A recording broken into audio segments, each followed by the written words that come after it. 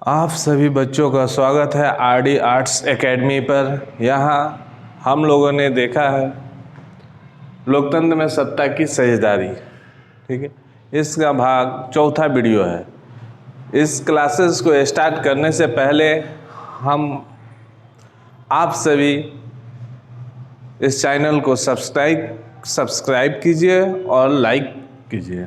ठीक है, और अपने दोस्तों में शेयर कीजिए कि ज़्यादा से ज़्यादा इसका उपयोग करें।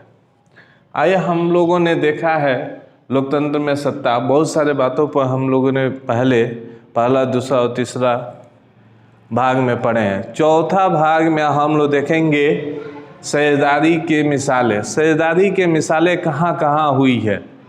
ठीक है, अगर साझेदारी नहीं हुई होती तो देश भी बट जाते हैं। ठीक है, हम इसका देखते हैं एक साझेदारी की मिसालें। सबसे अच्छा उदाहरण है बेल्जियम में दो तरह के लोग रहते थे। ठीक है, एक बोलते थे एक डच भाषा बोलते थे, एक फ्रेंच भाषा बोलते थे। ठीक है, एक फ्रेंच भाषा बोलते थे। डच बोलने वाले को 59% था। ठीक है, और फ्रेंच बोलने वाले 40% थे। कितना था? डच 59 थे और फ्रेंच 40 और 1% मात्र जर्मन। ठीक है, 1% जर्मन बोलने वाले थे। अब यहाँ पर समस्या कोई नहीं थी, यहाँ सरकारें चल रही थी। कब तक? यहाँ सरकार लगभग बहुत बेहतरीन चल रहा था 1950 तक। ठीक है, 50 तक। और एक और बात है, यहाँ पर जो फ्रेंच बोलने वाले थे, फ्रेंच भाषी जो थे, आर्थिक रूप से और हर तरफ से वो विकसित थे, ऊंचे ऊंचे पदों पर थे और ये पढ़े लिखे भी थे। ठीक है, ये पढ़े थे। और यहाँ था इनमें डच भाषा बोलने वाले ये गरीब थे और इनका जो योगदान था, आर्थिक रूप से भी कमज़ोर थे, एजुकेशन में भी, शिक्षा में भी कमज़ोर थे, और ये छोटे मोटे कारोबारी करते थे और ये गरीब थे। ठीक है, और इनकी सत्ता में पकड़ नहीं थी। 50 तक बहुत बेहतरीन चला और सारे बातें चलते रहे। लेकिन एक 1950 और 60 के दशक में यहाँ पर आंदोलन हुआ। कौन ये जागरूक हुए? कौन हुए? डच भाषा बोलने वाले जागरूक हुए और इन्होंने सत्ता पर जो भी कब्जा, सत्ता पर जो भी था, तो अधिकार किसका था? फ्रेंच भाषी का। किसका? फ्रेंच भाषा का। सत्ता पर अधिकार फ्रेंच भाषा का था, भाषा वाले थे लोग। तो डच वाले लोग धीरे धीरे आंदोलन स्टार्ट किए और ये अपना सत्ता में अधिकार मांगना शुरू किए। और 1960 के दशक में व्यापक रूप से तनाव बढ़ गया। ठीक है, तनाव बढ़ा। तनाव बढ़ने के बाद वहाँ पर बेल्जियम के जो राजनेता थे, जो सरकारें थी, जो सत्ता में थे फ्रेंच लोग, इन्होंने वहाँ का संविधान में परिवर्तन किया कि सभी को इसमें हक मिलना चाहिए, सत्ता में सभी को साझेदारी मिलनी चाहिए। इसके लिए उन्होंने सभी नागरिकों को समान वातावरण प्रदान किया कि सभी को समानता मिलनी चाहिए। और केंद्र सरकार दोनों भाषाओं के समूहों को मंत्री की संख्या बराबर कर दी। ठीक है, एग्जाम्पल के तौर पर वहाँ पर अगर 100 सीट है, ठीक है, अगर मंत्री जो बनते हैं ठीक है, 50 तो उसमें 25 और 25, ठीक है, 25 और 25 तो बराबर हो गए, 25 हो गए फ्रेंच और 25 हो गए डच। तो समस्या यहाँ समाधान हुआ।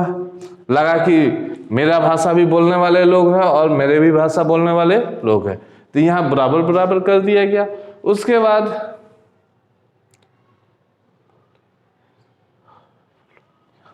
ठीक है,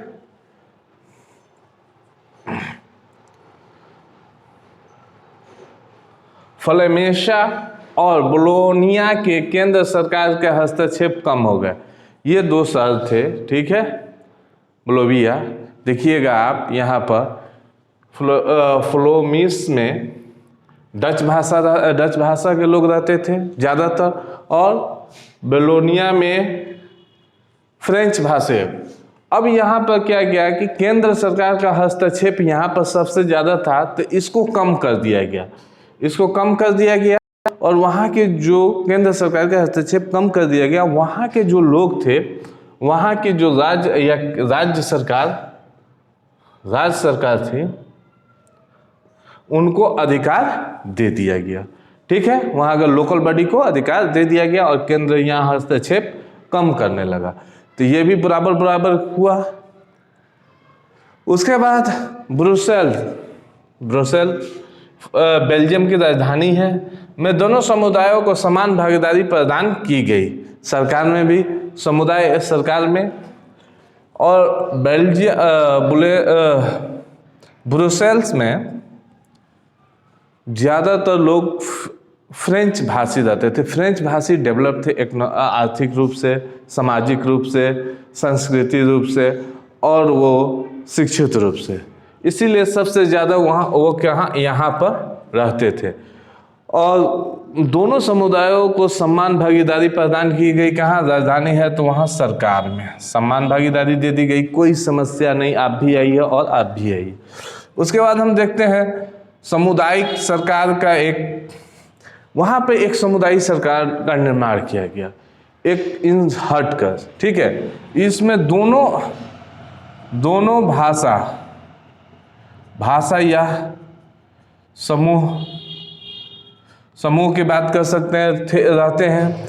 और वो लोग जर्मन, देखिए इसको भी अधिकार वहाँ मिला, ये नहीं है कि इसको छोड़ दिया गया। जर्मन, फ्रेंच और डच समुदायों को विषय को फैसला लिया जाता है क्या, भाषा, संस्कृति, शिक्षा इत्यादि दोनों के रूप में, और इसे जर्मन को भी हिस्सा उसमें दिया गया। इस प्रकार हम देखते हैं कि सबसे बेहतरीन बेल्जियम में साझेदारी की सरकार देखने को मिलती है। ठीक है, इस प्रकार हम देखें कि डच और फ्रेंच में विवाद हुआ। विवाद होने के बाद तुरंत वहाँ की सरकार, वहाँ के राजनेताएं थे, उन्होंने निर्णय लिया कि संविधान में परिवर्तन किया जाए, जिससे समस्या का समाधान किया जा सके। नहीं तो 40 और 60, 59 और 40 का रेशियो है, समस्या बढ़ता और समाधान नहीं हो पाता। ठीक है, इस प्रकार सबसे बेहतरीन बेल्जियम को हम देखते हैं। हमारे भारत में भी हम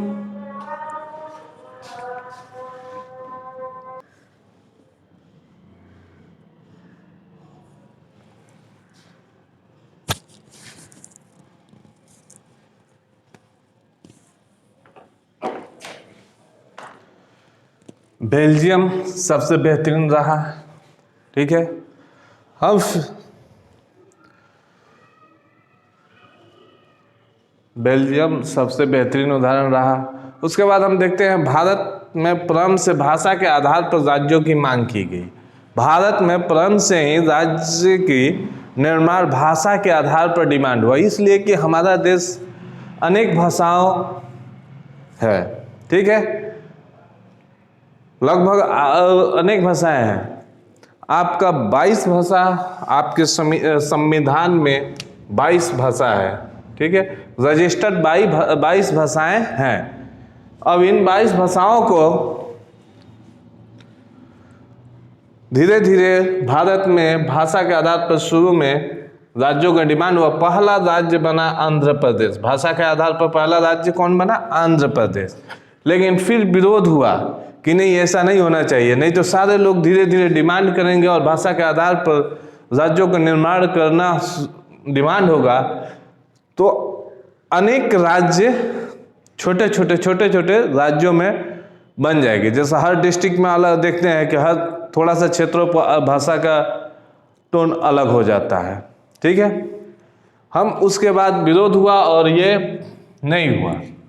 उसके बाद हम देखते हैं कन्नड़ भाषी, तमिल भाषी और भाषियों में द्वेष नहीं है, ठीक है।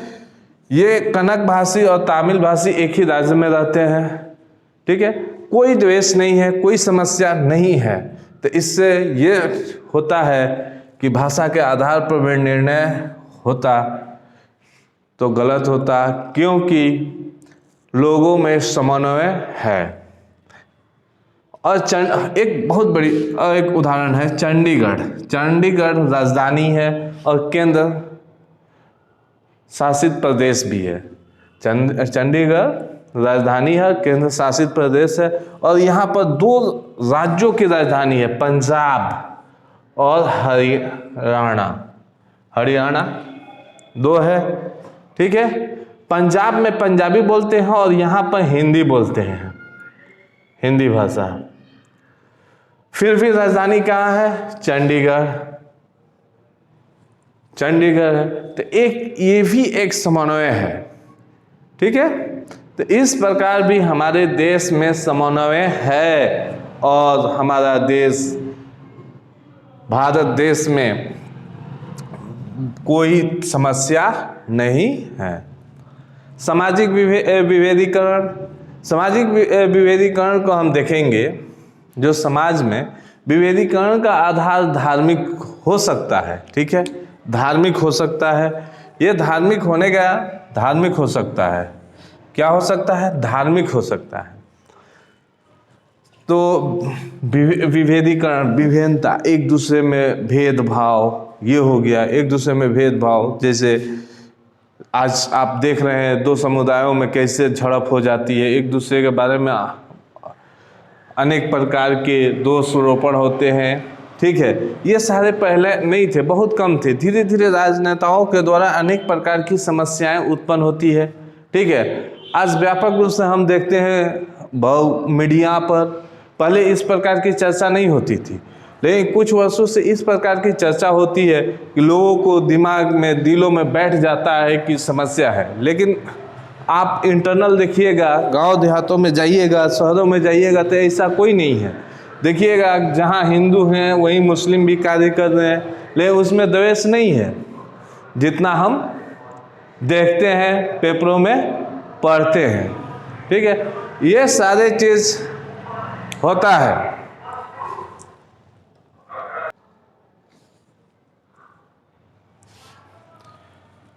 विभेद हम देखते हैं हिंदू मुस्लिम सांप्रदायिक जैसे, ठीक।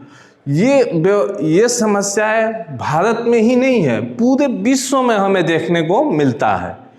हम ये नहीं कह सकते हैं कि हिंदू मुस्लिम ही लड़ते हैं, हमारा ही देश में ऐसा होता है, नहीं, ऐसा नहीं होता है। जहाँ जिस प्रकार की सामुदायिक व्यवस्था है, समाज का निर्माण हुआ है, वहाँ इस प्रकार की समस्याएं हमें देखने को मिलता है। चाहे हमें एशिया में एशिया हो, यूरोप हो, अफ्रीका हो, ये सारे जगहों पर कहीं ना कहीं कुछ अनेक प्रकार के हमें विभेद देखने को मिलता है, ठीक है। भारत में हम देख सकते हैं हिंदू मुस्लिम सांप्रदायिक जैसे, ठीक है। और सांप्रदायिक 2 धर्मों के बीच में होता है, ठीक है, धर्म के बीच में होता है और अंदर भी होता है। देखिए शिया और सुन्नी, शिया और सुन्नी, जैसे सांप्रदायिक की बात करेंगे, शिया और सुन्नी जो भारत में होते हैं, ये किस में है? मुस्लिम में है। किस में है? मुस्लिम में है। यहाँ मुस्लिम में है शिया और सुन्नी। तो ये भारत में भी है, ईरान में भी है और इराक में भी है। इनमें भी समस्या होती है। उसी प्रकार हम देखते हैं हिंदू धर्म में वर्ण व्यवस्था के अनुसार हम देखते हैं दलित, जातीय व्यवस्था, वर्ण व्यवस्था में भी बहुत प्रकार की विभिन्नताएं देखते हैं। उसके बाद जाति में हम देख लेते, जाति व्यवस्था में हम देख लेते हैं, ठीक है, एक जाति दूसरे जाति के प्रति विभेदीकरण की नीति अपनाती है, ठीक है। तो यहाँ इसमें भी देखते हैं, सिर्फ इसमें नहीं, इसमें भी बहुत समस्या है, ठीक है। तो ये भारत में भी है, ईरान में शिया और सुन्नी का है, और इराक में शिया सुन्नी का। यूरोप के देशों में देखिए, अब हम कहते हैं ईसाई से और शांति, यूरोप में भी बहुत समस्या है। ये नहीं है, वहाँ पर ईसाई धर्म के लोग हैं। कौन? ईसाई धर्म के लोग। और ईसाई में दो हैं, कैथोलिक और प्रोटेस्टेंट। कौन है? कैथोलिक और प्रोटेस्टेंट।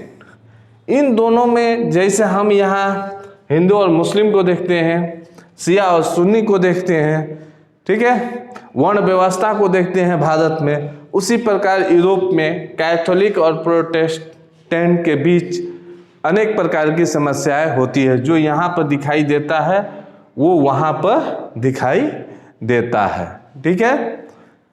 धार्मिक रूप से भारत में जातीय व्यवस्था, जातीयता समस्या है, सांस्कृतिक है, और द्रविड़ और आर्य के बीच में भी अनेक प्रकार की समस्याएं हैं। अब भारत में हम देखते हैं भाषा को लेकर भी समस्या है, ठीक है। जो भारत है, दक्षिण भारत, उत्तरी भारत, पूर्वी पश्चिमी की हम बात करते हैं, हम अगर दक्षिण में जाते हैं तो तमिलनाडु, केरल, आंध्र प्रदेश, तेलंगाना, ये सारे हैं। वहाँ पर एक भाषा है, भाषा को लेकर हम वहाँ पर तमिल बोलते हैं, कोई तेलुगु बोलता है, कोई कन्नड़ बोलता है, कोई द्रविड़ बोलता है, ये सारी भाषाएं हैं। उसके बाद आप आइएगा जैसे यूपी, बिहार, मध्य प्रदेश, राजस्थान, ये सारे लोग कोई हिंदी भाषी है, ठीक है। यहाँ पर हिंदी, तो इन दोनों में वहाँ जाते हैं और आने, कोई वहाँ कार्य करने जाता है या वहाँ से यहाँ आते हैं तो समस्या उत्पन्न होती है। खान पान को लेकर भी बहुत समस्याएं हैं। आप देखिएगा जम्मू कश्मीर से लेकर कन्याकुमारी तक, और आप देखिएगा इधर नागालैंड से लेकर उधर लास्ट राजस्थान के तरफ या गुजरात के तरफ, इसमें खान पान में भी बहुत भिन्नता है, ठीक है। खान पान को लेकर भी भिन्नता है। आप साउथ में जाइए तो ज़्यादा खट्टा का यूज करता है। उसके बाद आप आइएगा बंगाल में तो मछली का यूज करता है लोग, ठीक है। और आप बिहार के तरफ आइएगा, बिहार, उत्तर प्रदेश, इधर दाल चावल हो गया और लिट्टी, इस चीज़ का। आप उधर जाइएगा राजस्थान या गुजरात में तो ढोकला की बात करता है लोग। और इधर आप आइएगा असम, मणिपुर, मेघालय, नागालैंड, अरुणाचल प्रदेश, ये आदिवासी लोग हैं, सारे चीज़ों का ये भोजन करते हैं, ठीक है। ये हमारे खान पान में भी दिखता है। इलाकाई समानता को लेकर भी हम लड़ते हैं, हम इलाका को भी लेकर लड़ जाते हैं। एक छोटे से मोहल्ले में एक दूसरे मोहल्ला सटा हुआ है या आसपास में है तो मोहल्ले को हम लेकर लड़ जाते हैं। राज्य को, जिला को लेकर लड़ जाते हैं, राज्य को लेकर लड़ जाते हैं। तो ये भी हमारी एक समस्या है। इलाके को लेकर भी हम जाते हैं, कहीं बिहारी हमें बोल दिया तो इसकी समस्या हो जाती है, हम लड़ जाते हैं। ये सारी समस्याएं सामाजिक विभेदीकरण है जो आपके लोकतंत्र के लिए लाभदायक नहीं है। अगर इस प्रकार की समस्याएं चलती रही तो लोकतंत्र एक दिन खतरा में पड़ेगा, क्योंकि सारे लोग अपने अपने खास समूहों की बात करेंगे, हित की बात करेंगे, और जब अपनी हित की बात करेंगे और बहुमत की सरकार में अपने अपने धर्म और हित की बात करेंगे तो लोकतंत्र खतरा में जाएगा और एक दिन ऐसी व्यवस्था आएगी लोकतंत्र चरमरा जाएगा।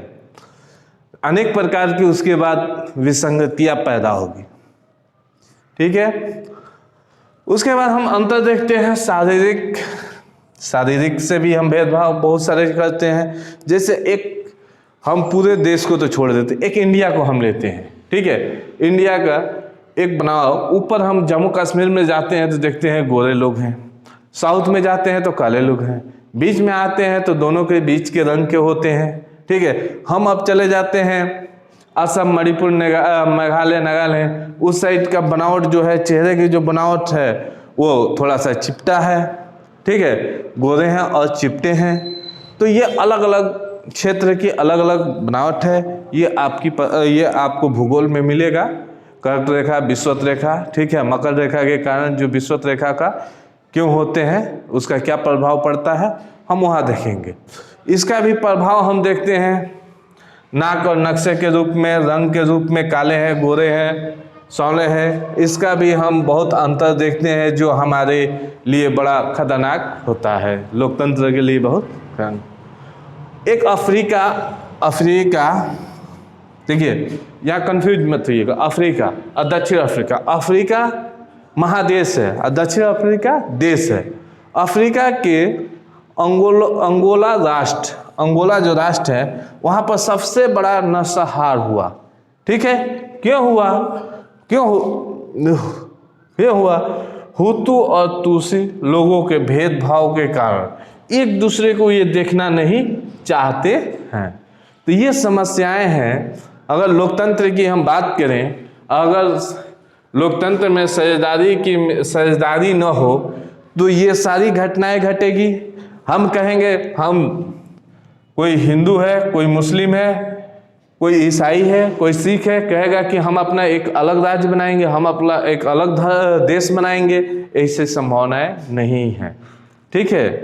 अब विशेष, ठीक है, हमारा संविधान ऐसा इजाज़त नहीं देता है, लेकिन इस प्रकार की घटनाएं ज़्यादा घटेगी तो लोकतंत्र खतरा में पड़ेगा, ठीक है। और लोकतंत्र खतरा में पड़ेगा तो बहुत सारे समस्याएं उत्पन्न होगी, ठीक है।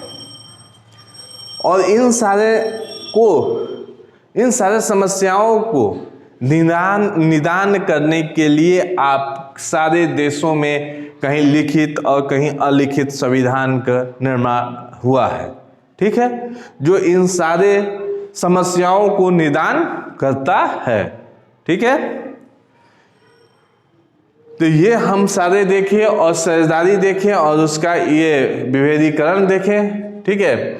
इस प्रकार ये पूरे लोकतंत्र में सत्ता की साझेदारी वीडियो 4 में समाप्त होता है। इसके बाद आपका क्वेश्चन आंसर होगा, ऑब्जेक्टिव क्वेश्चन आंसर, ठीक है। आप सबसे रिक्वेस्ट है कि आप लोग ज़्यादा से ज़्यादा चैनल को सब्सक्राइब करें और लाइक करें और अपने दोस्तों में इसको शेयर करें कि ज़्यादा से ज़्यादा शेयर हो और बातें बच्चों तक जानकारी पहुँचे और आपको भी लाभ हो, ठीक है। फिर मिलते हैं नेक्स्ट क्लास में। Okay, bye.